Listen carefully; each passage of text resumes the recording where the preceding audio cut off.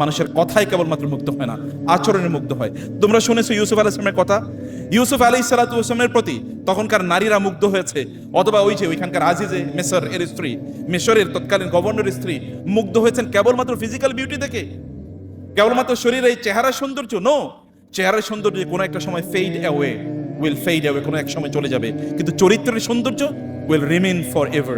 চরিত্রের যে সৌন্দর্য সেটা ছিল ইউসুফ আলাইহিস সালামের, এবং এই কারণে তারা বলেছিল হাশা লিল্লাহি মা হাদা বাশারা ইন হাদা ইল্লা মালাকুন কারীম। না না, আল্লাহর কসম, এ কোনো মানুষ হতে পারে না, এই তো দেখি ফেরেশতা। তোমরা বলো তো, ফেরেশতা আমরা যখন কাউকে বলি তখন কি আমরা চরিত্রের কারণে বলি নাকি শরীরের কারণে বলি? আমরা কি কারণে বলি এই লোকটা ফেরেশতা তুল্য? এর মানে কি চরিত্র ভালো নাকি তার চেহারা ভালো? কোনটা? চরিত্র ভালো। ইউসুফ আলাইহিস সালাতু ওয়াস সালামের ক্যারেক্টার, তার চরিত্র তার চেহারার চেয়ে অনেক বেশি সুন্দর ছিল। আপনাদের মূল সম্পদ আপনাদের চরিত্র। মনে রাখবেন আপনার হাজারো পিএইচডি আছে, মনে রাখবেন আপনার হাজারো সার্টিফিকেট আছে, মনে রাখবেন আপনার হাজারো স্কিল আছে, মনে রাখবেন আপনার হাজারো এক্সপেরিয়েন্স আছে, এগুলো কোনো কাজে লাগবে না, এগুলো সব 0 হয়ে যাবে যদি আপনার আমানতদারি থাকে। যদি আপনার আল আমিন এর মতো একটা চরিত্র থাকে, তাহলে এগুলো ওই সকল জেরোর শুরুতে একটা এক বসিয়ে দেবে, তখন এটা বিলিয়ন ট্রিলিয়ন হয়ে যাবে। Otherwise everything will become like zero. এগুলো কোনো মর্যাদায় কোনো কিছুই আপনাদের সামনে আসবে না। আপনাদেরকে নির্মাণ করতে হবে আপনাদের চরিত্র। কিন্তু আমরা চরিত্র নির্মাণ করবো কোত্থেকে? কিভাবে চরিত্র নির্মাণ করব? চরিত্র নির্মাণ কেবলমাত্র এটা মুখের কথা নয়, এটা এমনিতে নির্মাণ হয় না, এটা কোনো ল্যাবরেটরিতে নির্মাণ হয় না। এটা নির্মাণ হয় আমাদের স্কুলে, আমাদের কলেজে, আমাদের ইউনিভার্সিটিতে, ক্লাসরুমগুলোতে, এবং এটা নির্মাণ হয় আমাদের বাসা বাড়িতে। এখানে যারা প্যারেন্টসরা যদি সত্যি করতে থেকে থাকেন, তাহলে আপনাদের জন্য নাসিহা আছে। আপনাদেরকে বুঝতে হবে যে এটা নির্মাণ হয় আমাদের ঘরের কোণে, এবং শিক্ষকদেরকে বলবো এটা নির্মাণ হয় আমাদের ক্লাসরুমে অনেক বেশি। যেমনি ভাবে মুহাম্মদুর রাসূলুল্লাহ সাল্লাল্লাহু আলাইহি ওয়াসাল্লামের চরিত্র ছিল। তিনি যখন মদিনায় হিজরত করে যান, তখন মদিনার সবচেয়ে বড় জ্ঞানী, সবচেয়ে বড় ইন্টেলেকচুয়াল, বুদ্ধিজীবী এবং সেখানকার সবচেয়ে বড় এডুকেটেড ব্যক্তি, তার নাম ছিল আব্দুল্লাহ ইবনে সাল্লাম। তিনি ছিলেন ইহুদিদের রাবাই, এবং ইহুদিরাই তৎকালীন কেবলমাত্র তাদের মানে একাডেমিক নলেজ ছিল, অন্যদের একাডেমিক নলেজ ছিল। একাডেমিক নলেজ মানে তাদের বই, যেহেতু তাদের কাছে আসমানি কিতাব ছিল এবং তারা একটা চর্চা করতো। এখনো দেখো ইহুদিরা কিন্তু পৃথিবীর সবচেয়ে বেশি পড়াশোনা করে। এই ইহুদিদের নেতা ছিলেন তিনি, রাবাই। তিনি যখন শুনলেন রাসূল সাল্লাল্লাহু আলাইহি ওয়াসাল্লাম মদিনায় গেছেন, তিনি কেবল তাকে দেখতে গেলেন। দূর থেকে তিনি তাকে দেখলেন। দেখার পরে তিনি কি মন্তব্য করেছেন জানো? আপনি কি জানেন তিনি কি মন্তব্য করেছেন? তিনি বলেছেন ফালাম্মা তাবায়্যানতু, যখন আমি তাকে মেটিকুলাসলি, খুব ভালো করে সিরিয়াসলি আমি দেখলাম, এবং ফাতায়াক্কানতু আন্না হাযা লাইসা বিওয়াজহিকা যাবিন, প্রথম দর্শনই আমার মনে হয়েছে এই লোক তার গোটা জীবনে একবারও মিথ্যা কথা বলেনি, কারণ তার চেহারার মধ্যে পবিত্রতা বেশি উঠেছে। এবং তিনি বললেন, আমি যখন তার চেহারা দেখলাম, ইংরেজিতে বলা হয় love at the first sight, the first impression is the last impression, first impression last long. প্রথম দর্শনে ভালোবাসা, আমি তাকে দেখেই ভালোবেসে ফেলেছি। এবং আমি তাকে গিয়ে বললাম, আমি আপনার অনুসারী হতে চাই, আমি আপনার অনুসারী হতে চাই। মুহাম্মদুর রাসূলুল্লাহ সাল্লাল্লাহু আলাইহি ওয়াসাল্লাম তিনি আল আমিন। তার আল আমিন এই উপাধি, এটা তার নবুয়তের পূর্বের উপাধি। লোকেরা তাকে জানতেন আল আমিন এবং as-সাদিক, পরম সত্যবাদী, পরম বিশ্বস্ত। তার উপর নির্ভর করা যেত। যখন মক্কায় কোনো ঝামেলা বাজতো, তখন লোকেরা তার কাছে যেত। তোমাদের কাছে সেই ঘটনাটি মনে আছে যে যখন হাজার আসওয়াদ তার স্বস্থানে রাখার ব্যাপারে আরববাসীদের মধ্যে, মক্কাবাসীদের মধ্যে যখন প্রায় রক্তক্ষয়ী সংঘর্ষ হওয়ার মতো একটা অবস্থা তৈরি হয়, তখন তারা দৌড়ে আসে। ওয়ালিদ তাদের সবচেয়ে মুরব্বী, অর্থাৎ যিনি তাদের সবচেয়ে বয়োজ্যেষ্ঠ ছিলেন, তিনি বলেন যে তোমরা মারামারি করে এটা সমাধান করতে পারবে না, এভাবে সমাধান হয় না, করতে হবে কি? বলে করতে হবে আগামীকাল সকালে সবার আগে যিনি বাইতুল্লাহর চত্বরে, আমাদের এই প্রেমিজে, কাবার প্রেমিজে যিনি প্রবেশ করবেন, আমরা তাকে দায়িত্ব দেব। তিনি যেই সিদ্ধান্ত নেন, এটা আমাদের পক্ষে যাক বা বিপক্ষে যাক, আমরা সেটা গ্রহণ করব। সকালবেলা তারা অপেক্ষায় আছেন কে সেখানে আছে, কে সেখানে সবার আগে আসে। আর তোমাদেরকে জানতে হবে, সবার আগে যিনি ঘুম থেকে উঠতেন তিনি হচ্ছেন মুহাম্মদুর রাসূলুল্লাহ সাল্লাল্লাহু আলাইহি ওয়াসাল্লাম। তিনি তখনও নবুয়তের দায়িত্ব পান নাই, নবুয়ত এখনো তাকে দেয়া হয় নাই, এবং মিশন তখনও তিনি শুরু করেন নাই। তার বয়স তখনও 25 মাত্র, অথবা 25-26, অথবা তার চেয়ে একটু বেশি 28, 29, 30। এই সময় সেখানে দেখা গেল সবার আগে বাইতুল্লাহর চত্বরে যিনি প্রবেশ করেছেন তার নাম হচ্ছে মুহাম্মদ। লোকেরা বলল হাদা আল আমিন রাদিনা, হাদা মুহাম্মাদুন। আল আমিন এসছে, ইনি যা বলেন আমরা তাই মেনে নেব, তিনি মুহাম্মদ। তিনি যা বলেন তাই মেনে নেবে। এরপরে তোমরা জানো কিভাবে মুহূর্তের মধ্যে তিনি সমস্যার সমাধান করে দিয়েছেন। এখন আমরা যারা কলেজে পড়ি, ইউনিভার্সিটিতে পড়ি, আমাদের রক্ত কিন্তু গরম থাকে। মারামারি যদি আমরা একটা বাজিয়ে দিতে পারি, কোথাও মারামারি বাঁধিয়ে দিতে পারি, তাহলে I have become something important. মানে কথায় কথায় মারামারি, ঝগড়া বিবাদ, এবং এটা আমাদের শক্তিমত্তার বহিঃপ্রকাশ। এটা আমরা দেখাতে চাই মারামারির মাধ্যমে। কিন্তু আমাদের নবীজি সাল্লাল্লাহু আলাইহি ওয়াসাল্লাম তিনি কি করেছেন? ওয়ারাশি নামক এক ব্যক্তি, তিনি আসেন, আমি কতগুলো গল্প বলে তারপরে প্রেমিসটা তৈরি করছি। ওয়ারাশি নামক এক ব্যক্তি ইরাক থেকে আসলো। সে এসে তার ওট বিক্রি করবে মক্কায়, খুবই চমৎকার ওট নিয়ে এসে। তো ওট যখন দেখলো আবু জাহল ওট দেখে আবু জাহলের খুব পছন্দ হয়ে গেছে। আবু জাহল তাকে বললো যে এই ওট কত? বলে যে এত। বলে আমি ওট কিনবো। বলে আলোচনা করেন। বলে আমার আলোচনা করার দরকার নেই, তুমি আমার ব্যাপারে জিজ্ঞেস করো আমি কে। লোকেরা বলে উনি আমাদের নেতা, কোনো সমস্যা নেই, নিয়ে যাক। নিয়ে গেলেন। তো পয়সা? বলে আগামীকাল সকালে তোমাকে পয়সা দেবো। এখন পরের দিন সকালে এই লোক তো মক্কার সবচেয়ে দামি লিডার এবং অনেক বেশি সম্পদশালী সম্ভ্রান্ত এক ব্যক্তির কাছে ওট বিক্রি করেছে। তার তো এখন খুবই মন ভালো, কারণ অনেক ভালো টাকা পাবে, ভালো দাম পাবে। পরের দিন সকালে যখন আবু জাহেলের বাসায় যায়, আবু জাহেল দরজা খুলে বলে তুমি কে? বলে আপনি আমাকে চেনেন, ভুলে গেছেন মনে হয়, যে গতকাল আমার কাছ থেকে উট নিয়ে এসেছেন। উট? এটা আবার কি? গতকাল? এটা আবার কি? তুমি কি পাগল হয়ে গেছো? আমি তো তোমাকে চিনি না, তুমি কে? বলে আপনি মনে হয় ভুল করছেন স্যার, ওই যে আপনি গতকাল আমার কাছ থেকে উট এনেছেন না, আমি ওই যে ওইখান থেকে এসেছি। বলে না না, আমি তোমাকে চিনি না, তুমি চিট, মিথ্যুক, যাও এখান থেকে, বেশিক্ষণ দাঁড়ায় থাকলে মার দেবো। এ লোক ভাবলো সর্বনাশ, করলাম কি আমি? সে পাগলের মতো তখন রাস্তায় দৌড়াচ্ছে, এ ভাই আমি ওই যে অমকের কাছে আমার উট বিক্রি করেছে, তিনি এখন আমাকে রিকগনাইজ করেন না, অ্যাকনলেজ করেন না, তিনি এখন ডিনাই করেন, আমার টাকাটা একটু উদ্ধার করে দেন। এগুলো যখন লোকদের কাছে তিনি গিয়ে বলছিলেন, তখন লোকেরা বলে না আবু জাহেল, তার ব্যাপারে আমাদের কিছু বলার নাই, আমরা কিছু বলতে পারবো না। এর মধ্যে সে চলে গেল তাদের একটা দারুণ নদওয়া, তাদের একটা কনসালটেটিভ অ্যাসেম্বলি, যেটাকে আমরা এখন পার্লামেন্ট বলি, এমন একটা জায়গায়। সেখানে অনেকেই বসে আছে, মক্কার নেতৃবৃন্দ। এই ব্যক্তি সেখানে গেলেন, গিয়ে তাদেরকে বললেন, ভাই আমার এরকম একটা প্রবলেম, এটা একটু সমাধান করে দেন। তারা বলে আমাদের পক্ষে সমাধান করা সম্ভব না, আবু জাহেলের বিরুদ্ধে আমাদের কিছু বলা সম্ভব না। তাহলে কে বলতে পারে? বলছে ওই যে একজন লোক যাচ্ছে, ওনার কাছে যাও, উনি করতে পারেন শুধু। নবীজি সাল্লাল্লাহু আলাইহি সাল্লাম অলরেডি তখন মক্কার লোকদের কাছে ইসলাম প্রচার করছেন, তারা তার উপর জুলুম অত্যাচার করছে, তিনি প্রকাশ্যে আর দাওয়াত দিতে পারছেন না, তাকে পার্সোনা নন গ্রান্টা, নিষিদ্ধ বলে ঘোষণা করা হয়েছে। তারা চেয়েছে যে আবু জাহেল তাকে একটু মারুক, তাকে একটু অপমান করুক। এই কারণে তারা রাসূল ইসলামের দিকে দেখিয়ে দিল। এই ব্যক্তি দৌড়ে গেলেন রাসূলের কাছে। রাসূল বললেন, কি হয়েছে তোমার, বলো। বলে যে এই অবস্থা। তিনি বললেন আসো। তিনি এই আল ওয়ারাশির হাত ধরলেন, হাত ধরে তিনি তাকে আবু জাহেলের বাড়িতে নিয়ে গেলেন এবং আবু জাহেলের দরজা গিয়ে টোকা দিলেন। আবু জাহেল বলেন, কে? বলে আনা মুহাম্মদ, আমি। আপনি কেন এসেছেন? দরজা খুলে আপনি কেন এসেছেন? বলেন কি করতে হবে আপনার জন্য। বলে আমি এসেছি যে এই ব্যক্তির ওটের দামটা আপনি দেন না, এটা পরিশোধ করে দেওয়ার জন্য। আবু জাহেল বলেন, আপনি দাঁড়ান, আপনার উপস্থিতিতে আমি দিয়ে দিচ্ছি। এবং আবু জাহেল দ্রুত ঘরে গিয়ে ওই ব্যক্তির টাকা এনে তাকে দামটা দিয়ে দিল। এই ব্যক্তি অবাক হয়ে তাকিয়েছে, ইনি কে? অন্যরা কেউ কথা বলতে চাইল না, কিন্তু ইনি কে? আবার ওনার কথার কারণে প্রভাবিত হয়ে আবু জাহেল দিয়ে দিল। এটা কেমন চরিত্র? ইমাম মালিক রাহিমাহুল্লাহ যখন তিনি পড়তে যাচ্ছিলেন, তার মা তাকে বললেন, তাআল্লাম মিন ইলমি রাবিআতা ক্বাবলা তাআল্লাম মিন আদাবি রাবিআতা ক্বাবলা ইলমিহি। তুমি যাও, রাবিয়ার আদব, তার শিষ্টাচার তার কাছ থেকে আগে শেখো, তার জ্ঞান শেখার আগে। শিষ্টাচার ইজ ভেরি ইম্পর্টেন্ট। আমরা শিক্ষকরা যদি ক্লাসরুমে রোল মডেল যদি না হয়ে যাই, আমাদের শিক্ষার্থীরা যদি মনে না করে আমার শিক্ষকই এই পৃথিবীতে এমন একজন মানুষ যিনি যা বলেন তিনি তাই করেন। আমার শিক্ষক যখন ক্লাসে আসেন তখন তিনি সর্বোত্তম প্রিপারেশন নিয়ে আসেন।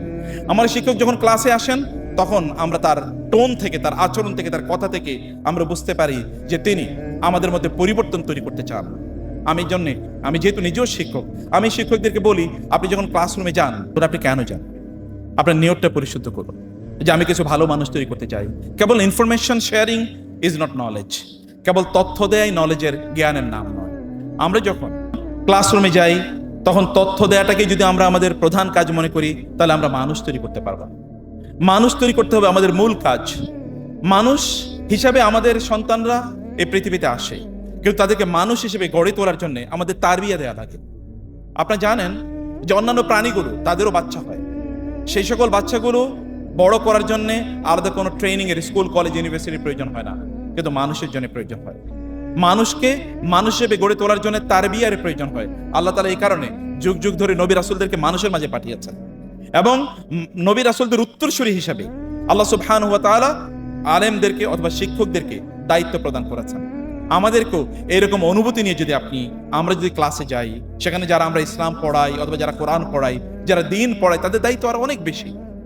বরং আমি বলবো যে যেই সকল শিক্ষকরা বা শিক্ষিকারা তারা ক্লাসে যাওয়ার আগে আল্লাহর কাছে দোয়া করেন, হে আল্লাহ, আমি কিছু ভালো মানুষ তৈরি করতে চাই, আমার কথার মাধ্যমে যেন তারা মুগ্ধ হয়, তারা অনুপ্রাণিত হয়, আমার আচরণে যেন তারা ভালো মানুষ হওয়ার অনুপ্রেরণা পায়, তারা যেন ভালো মানুষ হওয়ার জন্য তারা যেন প্রত্যয় এবং প্রতিজ্ঞা গ্রহণ করে। এই অনুভূতি নিয়ে যদি আমরা ক্লাসরুমে যাই, তাহলে সত্যি বিশ্বাস করুন আমাদের এখানেও আবারও আলামিনরা তৈরি হবে। এখানেও সেরকম মানুষরা তৈরি হবে যারা ছিল আবু বকরদের মতো। যখন তারা প্রশাসন পরিচালনা করতেন তখন তারা ছিলেন ভয়াবহ শক্তিশালী, আর রাতের বেলা যখন তারা নামাজে দাঁড়িয়ে যেতেন অথবা কোরআন তেলাওয়াত করতেন তখন তারা কাঁদতেন।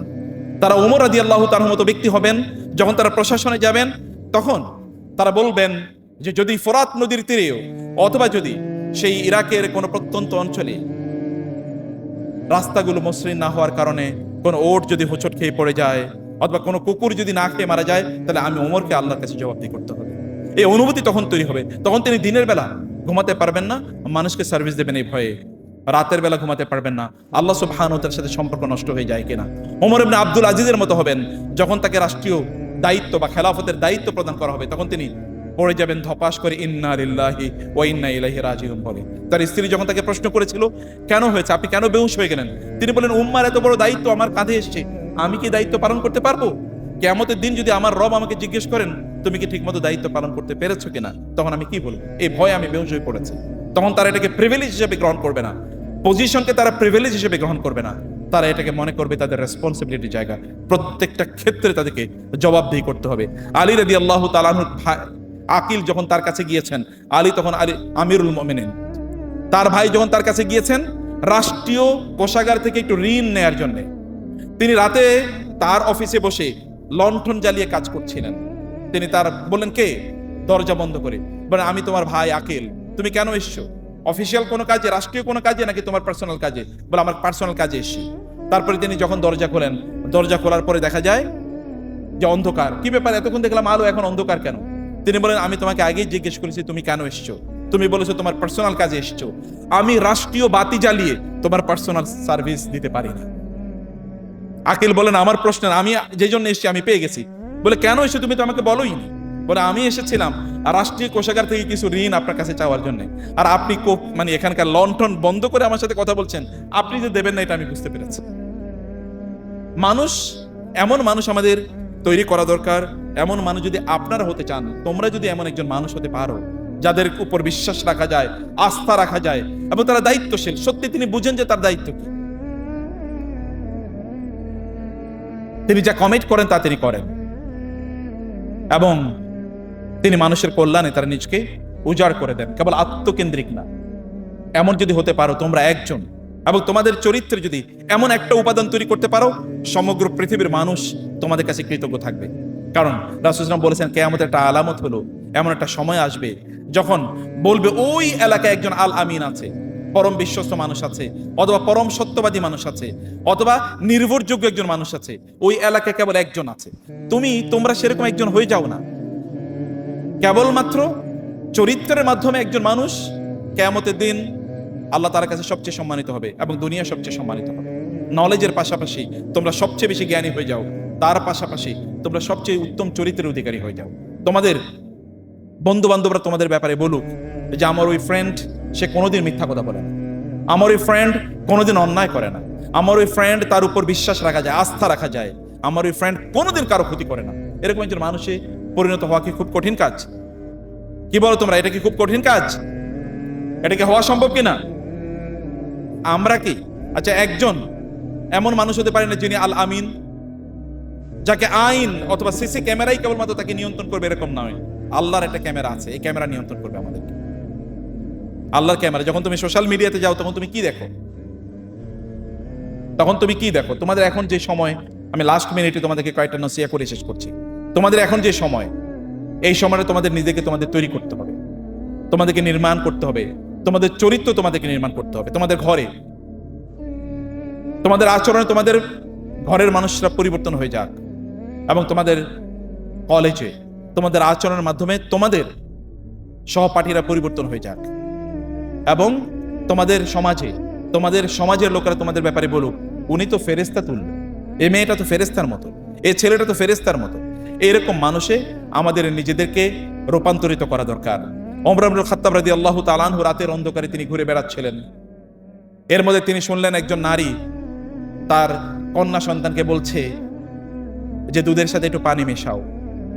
বলে, মা তুমি কি শোনোনি আমিরুল মুমিনিন নিষেধ করেছেন দুধের সাথে পানি মিশিয়ে বিক্রি করতে, কারণ এটা চিটিং। তিনি বলেন, আমিরুল মুমিনিন এত রাতে কোত্থেকে আসবে? এই ছোট মেয়েটি বলল, মা আমিরুল মুমিনিন কোত্থেকে আসবে? আমিরুল মুমিনিন শোনেন না অথবা দেখেন না বটে, কিন্তু আমিরুল মুমিনের রব কি দেখেন না? তিনি কি শোনেন না? তিনি তো দেখেন, তিনি তো শোনেন। আমিরুল মুমিনিন তখন সেদিক দিয়ে যাচ্ছিলেন, তিনি শুনলেন এই কথা। তিনি তার সাথীকে বলেন, এই ঘরটা সিলগালা করো, এটা আইডেন্টিফাই করে রাখো। সকালবেলা এদেরকে ডাকলেন, ডেকে নারীকে বললেন, গত রাতে তোমরা এরকম কথাবার্তা বলেছো কেন? এ নারী বলেন, আমি বিধবা, আমার স্বামী মারা গেছে, সামান্য একটু দুধ বিক্রি করে আমাদের সংসার আমরা চালাই, এতে সংসার চলে না। এই কারণে মেয়েকে বলেছে একটু দুধের সাথে পানি মিশিয়ে তারপরে বিক্রি করে যেন সংসার চলে। আমিরুল মুমিনিন তার নিজকে ধিক্কার দিলেন, আমি কেমন আমিরুল মুমিনিন যে একটা পরিবার তার সংসার চলে না আমি এটা জানি না? তিনি তার নিজকে ধিক্কার দিলেন। তাদের জন্য কোনো পানিশমেন্টের ব্যবস্থা নাই, তাদেরকে বলেন যাও বাসায় চলে যাও। তিনি তাদের জন্য পর্যাপ্ত খাবারের ব্যবস্থা করলেন। এরপরে তিনি তার ছেলেদেরকে ডেকে বললেন, আমি তোমাদেরকে বিয়ে করাতে চাই, কিন্তু একজন গোয়ালিনের মেয়েকে তোমাদের জন্য প্রপোজ করছি, তোমরা কে বিয়ে করবে বলো? তার ছেলেদের মধ্যে কেউ কেউ বলেন, আমরা তো বিয়ে করেছি। একজন দাঁড়িয়ে বলেন, হে বাবা, আমি তাকে বিয়ে করব। এবং তোমরা জানো এই যে গোয়ালিনীর মেয়ে, তার ঘরে কে জন্ম নিয়েছে জানো? ওই যে আরেক ওমর, ওই ওমর ইবনে আব্দুল আজিজ, এই গোয়ালিনীর পরবর্তী বংশধর, অর্থাৎ তার নাতি। এমন একজন মানুষে যদি তোমরা পরিণত হতে পারো, তাহলে দেখো না তোমরা জগৎকে কিভাবে আলোকিত করবে, তোমরা এবং তোমাদের পরবর্তী প্রজন্ম। সেভাবে তোমরা এই সমাজে লেগাসি রেখে যাবা, অবদান রেখে যাবা। সাধারণ মানুষ হয়ে লাভ কি? এই পৃথিবীতে প্রায় 900 কোটি মনুষ্য আছে, তুমি একজন মানুষ যদি তাদের মতো হও, তাহলে লাভ কি? আমাদের জীবন যদি কেবলমাত্র প্রাণীগুলোর মতো হয়, তাহলে লাভ কি? ওগুলো জঙ্গলে খায় দায় এবং ঘুমায়, আমরা যদি খাই দায় এবং ঘুমাই, তাহলে কোনো লাভ নাই। বিকাম সামওয়ান ডিস্টিংক্টিভলি ডিফারেন্ট, এমন একজন মানুষ হও যার পরিচয় আলাদা, তাকে মানুষ ভিন্ন পরিচয় চেনে, ভিন্ন পরিচয় জানে। এমন একজন মানুষে নিজকে রূপান্তরিত করা দরকার, এবং সেটা হচ্ছে আল আমিন। যদি তুমি আল আমিন হতে পারো, তোমার প্রভাবে আরো অনেক মানুষ আল আমিন হবে, সমাজ পরিবর্তন হয়ে যাবে। বিজ্ঞান এবং প্রযুক্তি সমাজকে পরিবর্তন করে, এটা কেবল ক্ষণিকের প্রিভিলেজ দেয়, কিন্তু মানুষ সমাজে পরিবর্তন হয় কেবলমাত্র চরিত্রের মাধ্যমে। চরিত্র যদি উন্নত হয়, তাহলে বিজ্ঞান মানুষকে কল্যাণ দেবে, জ্ঞান মানুষকে কল্যাণ দেবে। চরিত্র যদি উন্নত না হয়, তাহলে আমরা যখন অনেক বড় শিক্ষিত মানুষ পাবো, কিন্তু সেই শিক্ষিত মানুষ আমাদেরকে ধোঁকা দেবে। আমরা হয়তো অনেক বড় বিজ্ঞানী পাবো, কিন্তু তখন অ্যাটম বোমা মেনে মানুষকে হত্যা করা হবে। আমরা হয়তোবা অনেক বড় টেকনোলজি এক্সপার্ট পাবো, কিন্তু সেখানে হয়তোবা এমন কিছু জিনিস তৈরি করবে যেগুলো মানুষের চরিত্রকে ধ্বংস করে দেবে, তাই না? আমরা হয়তো মেডিকেল সায়েন্টিস্ট পাবো, কিন্তু মেডিকেল সায়েন্টিস্টরা এমন ভাইরাস তৈরি করবে যে ভাইরাস করোনার মতো গোটা পৃথিবীকে আরেকবার থমকে দাঁড়িয়ে দেবে, সব লকডাউন করে দেবে। এমন মানুষজন আমরা তৈরি না করি, ভালো মানুষজন আমরা তৈরি করি। সেই প্রত্যয় এবং প্রত্যাশা আপনাদের কাছে, তোমাদের কাছে, এবং আবারও আমাকে দাওয়াত দেওয়ার জন্য আমি খুবই কৃতজ্ঞ আপনাদের কাছে। আল্লাহ সুবহানাহু ওয়া তাআলা ঢাকা রেসিডেন্সিয়াল মডেল কলেজের মধ্য থেকে এমন কিছু মানুষ তৈরি করুক যারা সত্যিকার অর্থে আল আমিন হবে ইনশাআল্লাহ, যারা সত্যিকার অর্থে আল আমিন হবে ইনশাআল্লাহ। হওয়া যাবে তো ইনশাআল্লাহ? এবং কোন এক সময় যেন আমরা বাংলাদেশের যে সকল জায়গায় লোকেরা কাজ করবে, সেখানে যেন রেসিডেন্সিয়ালের স্টুডেন্টরা মানে হচ্ছে এরা আল আমিন, এরা পরম বিশ্বস্ত, এদের উপর নির্ভর করা যায় এবং তারা দায়িত্বশীল। এরকম যেন আমরা কিছু মানুষ পাই তোমাদের মাধ্যমে ইনশাআল্লাহ। পাবো তো? আল্লাহ তাআলা তোমাদেরকে সেভাবে কবুল করে নিন, এবং আমরাও যারা শিক্ষকতায় আছি, আমরাও যেন এই দায়িত্বটা যতটুকু পালন করতে পারি, আল্লাহ তাআলা সেই তৌফিক আমাদেরকে দান করুন। আল্লাহুম্মা আমিন। এই আলোচনার মাধ্যমে এবং এই কিছু নাসিহায়ের মাধ্যমে আমরা আজকের এই আয়োজন এবং 3 দিন ব্যাপী তোমাদের যে cultural festival as well book fair, এটাকে আমরা উদ্বোধন ঘোষণা করলাম। হে আল্লাহ, তুমি এই কালচারাল ফেস্টিভ্যাল এবং বুক ফেয়ারকে তুমি কবুল করে নাও, এর মধ্যে তুমি বারাকা দান করো, এবং এখানে যারা ভর্তি হয়েছে, যে আমার ছোট ভাইয়েরা এবং বোনেরা, আল্লাহ তুমি এদের মধ্য থেকে সত্যিকার আলামিন তৈরি করে দাও। আল্লাহ এদের মধ্য থেকে এমন মানুষ তুমি তৈরি করে দাও যারা সমগ্র বাংলাদেশের চরিত্র পরিবর্তন করে দেবে। এরা যেখানে যাবে সেখানে তারা আলো ছড়িয়ে দেবে। আল্লাহ এখানে সাহাবায়ে কেরামের চরিত্র তারা ধারণ করবে এবং রাসূলুল্লাহ সাল্লাল্লাহু আলাইহি ওয়াসাল্লামকে উত্তম ভাবে তারা রিপ্রেজেন্ট করবে। তারা যেই সেক্টরে যাক না কেন সেই সেক্টরটা তারা আলোকিত করবে এমন মানুষে তুমি তাদেরকে রূপান্তরিত করে দাও আল্লাহ। এরা পরিবারগুলোকে পরিবর্তন করে দেবে, সেভাবে তাদেরকে রূপান্তরিত করে দাও। হে আল্লাহ, আমরা ভালো মানুষ হতে চাই, তুমি আমাদেরকে তৌফিক দান করো। আমরা ভালো মানুষ গড়তে চাই, তুমি আমাদেরকে তৌফিক দান করো। আমরা ভালো মানুষের দায়িত্বশীল হতে চাই, তুমি আমাদেরকে তৌফিক দান করো। কিয়ামতের দিন আমরা তোমার কাছে একজন উত্তম আখলাকওয়ালা মানুষ হতে চাই, মানুষ হিসেবে দাঁড়াতে চাই, সেই তৌফিক আমাদেরকে দান করো, সেভাবে আমাদেরকে কবুল করে নাও। আল্লাহুম্মা আমিন। Thank you very much. জাযাকুমুল্লাহ খায়ের। হাদা ওয়া সাল্লাল্লাহু সুবহানাহু ওয়া তাআলা নবিয়ানা মুহাম্মদ ওয়া আলিহি ওয়া সাহবিহি আজমাইন। সুবহানাকা আল্লাহুম্মা বিহামদিক আশহাদু আল্লা ইলাহা ইল্লা আনতা আস্তাগফিরুকা ওয়া আতুবু ইলাইক। ওয়াসসালামু আলাইকুম ওয়া রাহমাতুল্লাহি ওয়া বারাকাতুহু।